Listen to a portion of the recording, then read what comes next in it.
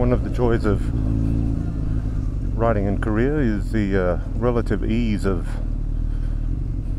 getting a motorcycle license here. It's also one of the dangers as well.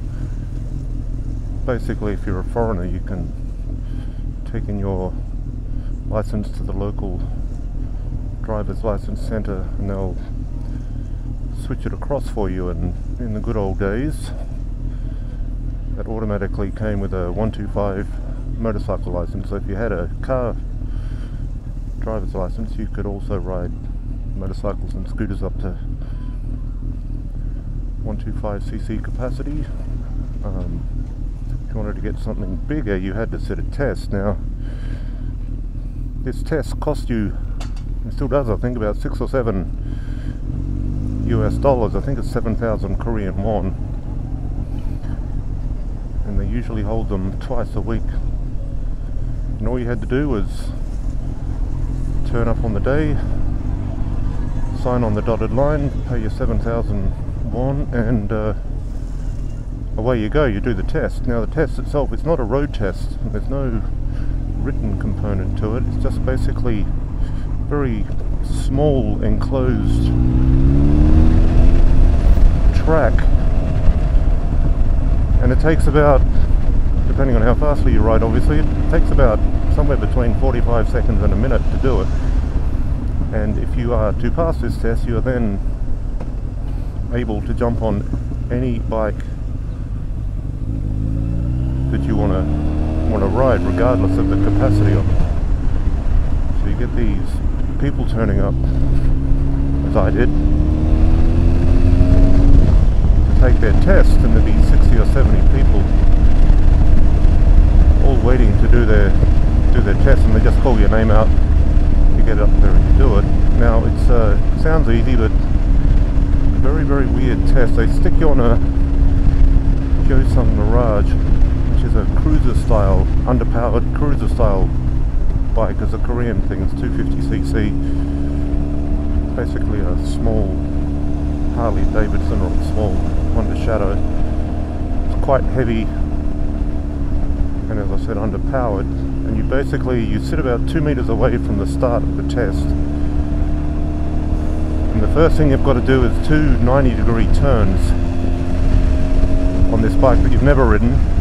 You'll never ride again, of course, with a weird clutch. And you're supposed to do this, go around these 2 90-degree turns, and it's a very short curve for about 10 or 15 meters, and it's up onto a bit of a ramp, which is where you do your can I drive in a straight line test. And you get off that, you do another 90-degree turn, just the one, and then you weave in and out of some 3 or 4 traffic pylons, the orange cone things, and that's it. And if you're successful, you can then jump onto whatever bike you want and take off into the sunset, which of course people do. And there's no pre-training at all. There's no driver safety or rider safety.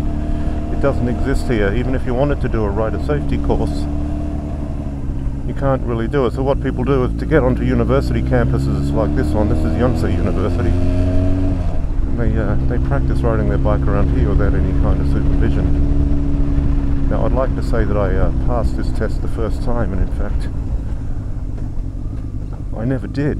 I took this test 5 or 6 times, and each time I bailed on the first one, the first 90-degree turn. I just couldn't do it because the handlebars on these cruisers are so low.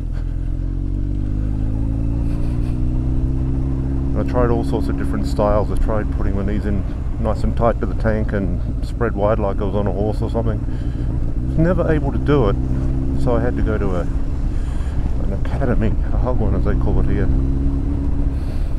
And again, you'd think they'd teach you something about motorcycle safety, but what it actually is it's a training to take the test. So you have the actual test course, and you just drive around and around and around this test course for 15 hours. They don't tell you anything, they just point you in front of a bike and say go for it. Completely different bike this time around. This is a Tucson Comet, which is more of a naked style and you just drive incessantly around and around this course. I think I worked out I probably rode around this thing about 700 times, and at the end they come and test you on the Monday morning, and it takes about, as I said, about 45 seconds. It was dead easy on a Shosun Comet because the handlebars are much higher, but yeah, no safety, no nothing. You just do that and you can ride whatever you like.